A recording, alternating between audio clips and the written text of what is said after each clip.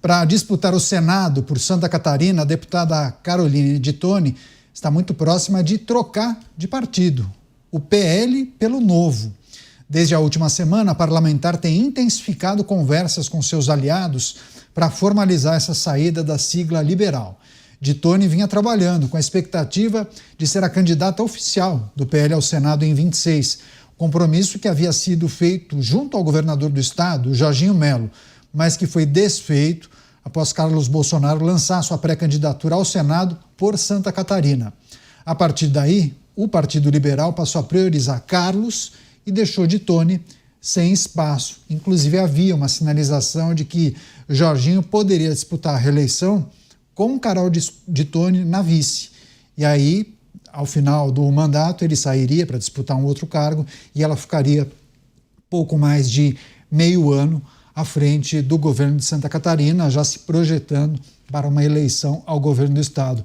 Começar essa com o Henrique Kriegner. Muitos falam o seguinte, Kriegner, Carol de Toni, uma jovem parlamentar, tem muito talento e uma carreira possivelmente longa no Congresso Nacional. Seria escondê-la, né? Colocá-la na vice de Jorginho Melo. Enfim, como avalia essas articulações e a possibilidade de ela deixar o PL pelo Partido Novo para disputar o Senado? Acho que agora cai por terra aquela justificativa anterior, que logo que se instaurou essa crise ali no cenário da direita em Santa Catarina, veio a justificativa de que não, isso tudo está bem alinhado, isso já estava combinado, já se sabiam muito bem, já estava alinhado inclusive com o próprio presidente Bolsonaro. Agora ficou claro que não, porque a própria Carol de Toni agora então começa a migrar procurando por uma nova casa, um novo partido para poder viabilizar sua candidatura, ou seja, não estava tão bem alinhado assim a vinda e indicação de Carlos Bolsonaro como um nome ao Senado catarinense. Fica claro isso, né? E às vezes é bom dar tempo ao tempo para que as coisas vão se esclarecendo. E agora vamos ver como é que vai ficar o cenário ali. De fato, eu concordo, Caniato, o trabalho que a deputada Carol de Toni tem tido e também a liderança que ela tem exercido, inclusive nas bases locais, seria muito fragilizado no cargo de vice-governadora, a não ser que ela assumisse uma pasta de muita, como é o caso, né, em alguns estados, de que o vice-governador assume uma pasta de extremo destaque e contato com a população. Mas ainda assim, no cenário que a gente tem falado aqui, na necessidade de lideranças firmes e conservadoras dentro do Senado Federal, o próprio cidadão catarinense vai fazer a conta e preferir Carol de Toni no Senado e não necessariamente aí como vice-governadora. Tem uma coisa que a gente precisa sempre considerar: os acordos políticos eles são feitos, as questões macro elas também são levadas em consideração, mas dificilmente se consegue contrariar o desejo do eleitor local. E políticos que têm base local, que têm as suas lideranças estabelecidas, que cultivaram isso ao longo do tempo e colocam o seu CPF ali à disposição da população para a representatividade local, dificilmente vão conseguir fugir daquilo que esses eleitores sinalizam. E é claro e evidente, cada vez mais claro e evidente, que esses eleitores catarinenses querem Carol de Toni como senadora e não em nenhum outro cargo. Pois é curioso isso, né? Os acordos não podem desprezar a parte mais importante, né? Que é o eleitor. Você, Dávila, Carol de Toni tentando viabilizar sua candidatura ao Senado Federal, ao que tudo indica, pelo Partido Novo, e teríamos então 3 candidatos fortes, né? Conhecidos, de centro-direita e de direita, para disputar 2 vagas. Alguém provavelmente ficará de fora. Bom, no momento temos já 2 vencedores com essa mudança. Primeiro, o Partido Novo, que ganha uma talentosa parlamentar como Carol de Toni para disputar uma cadeira no Senado. Segundo, o eleitor catarinense, que coloca em primeiro lugar já Carol de Toni como a franco favorita na eleição para o Senado. E se tudo se confirmar nas urnas em 2026, haverá um terceiro vencedor, o Brasil, que precisa de pessoas como Carol de Toni. Essa sim, caráter, perseverança e, mais acima de tudo, coragem para os embates que precisam ser enfrentados no Senado, principalmente para fazer o Supremo Tribunal Federal voltar a ser uma corte constitucional. Você, Mota, como avalia essas articulações, as discussões em torno dos candidatos ao Senado Federal pelo estado de Santa Catarina e essa provável mudança? Carol de Tone saindo do PL para o Novo. Eu acho muito bom que o Brasil tenha dois partidos de direita que sirvam como opções para uma parlamentar da categoria de Carol de Tone. Isso é coisa da política partidária, acontece nas melhores famílias, como está acontecendo agora. Não vejo nada demais nessa situação e fico satisfeito que o Brasil tenha mais partidos de direita que sirvam como opções para os políticos e que o Brasil tenha mais parlamentares da qualidade de Carol de Tone. A gente fez, certa vez aqui, Kriegner, uma análise sobre a estratégia do PL e de Carlos Bolsonaro. Pensando, e a reflexão que nós fizemos, bom, se Santa Catarina é um estado mais conservador, elegeria certamente Carol de Tone e Esperidião Amin, porque o Carlos Bolsonaro não apostou em um estado sem tradição de eleger candidatos mais à direita, mais conservadores e liberais. E aí, enfim, depois a gente entrevistou Eduardo Bolsonaro, que mencionou uma relação especial de Carlos com o estado, enfim.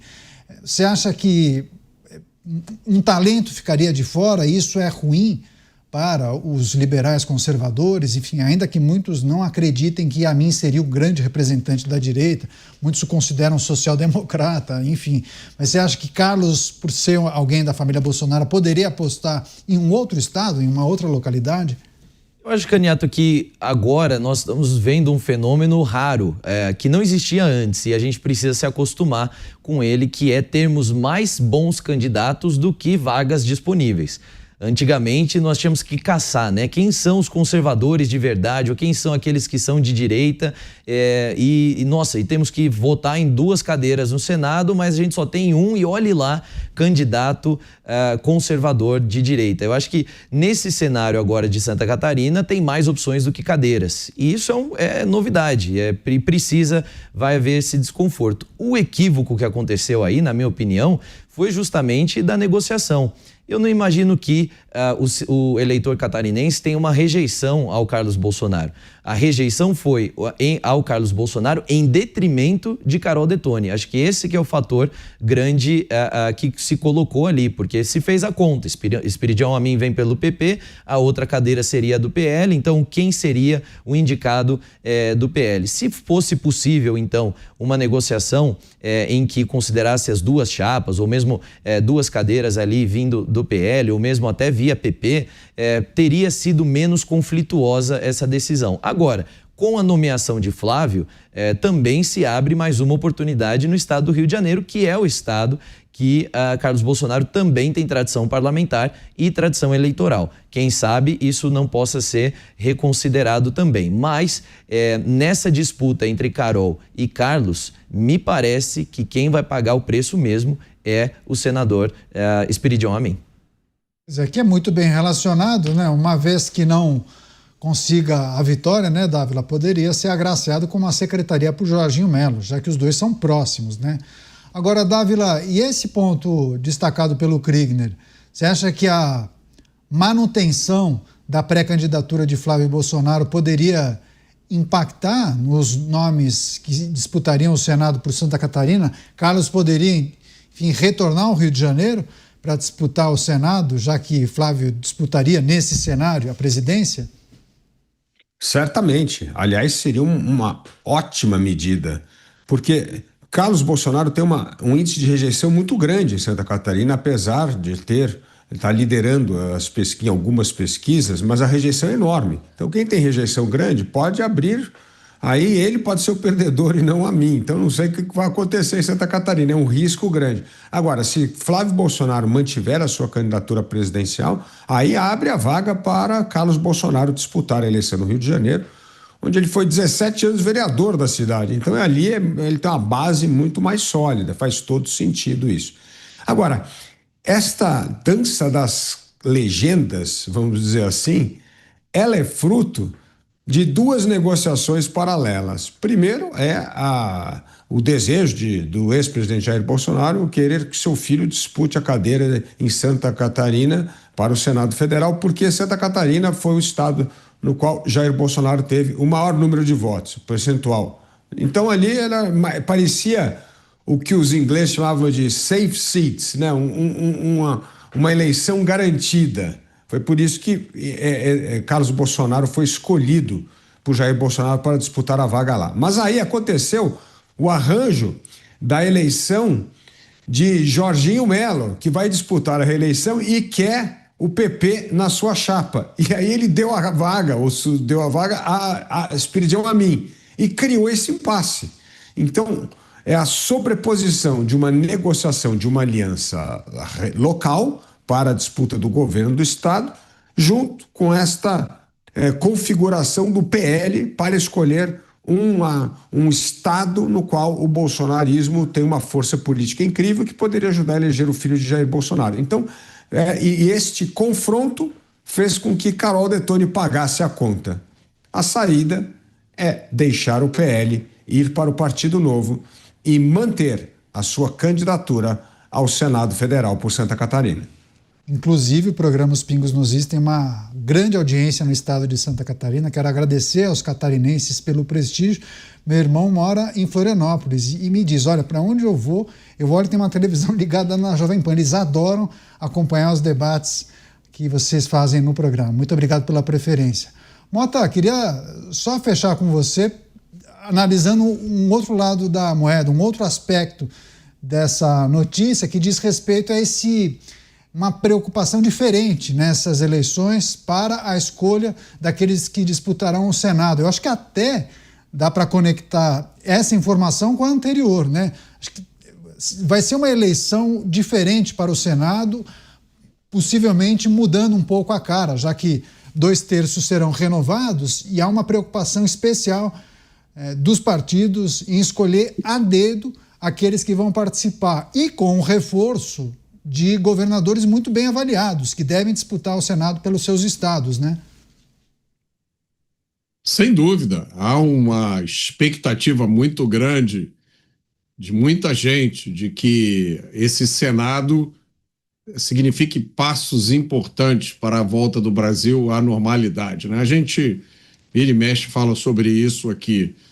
E é uma eleição cheia de incógnitas, né? Porque a cena política é uma cena política muito complicada. Eu acho, às vezes, que muita gente se deixa dominar pela esperança quando examina a cena eleitoral. Eu sou mais cauteloso, mais cético, porque todas as vezes em que o establishment do Brasil se viu diante de ameaças à sua posição, ele inventou alguma coisa. Vira e mexe, o Dávila lembra aqui da história do senador biônico, né? O senador, se fosse hoje, seria tipo um senador de inteligência artificial. Foi uma coisa que o então governo tirou do bolso para evitar perder a sua situação privilegiada. Então, eu acho que a gente tem que manter a esperança, mas manter os olhos bem abertos. Que ninguém ache que a volta do Brasil à normalidade vai ser um passeio no parque.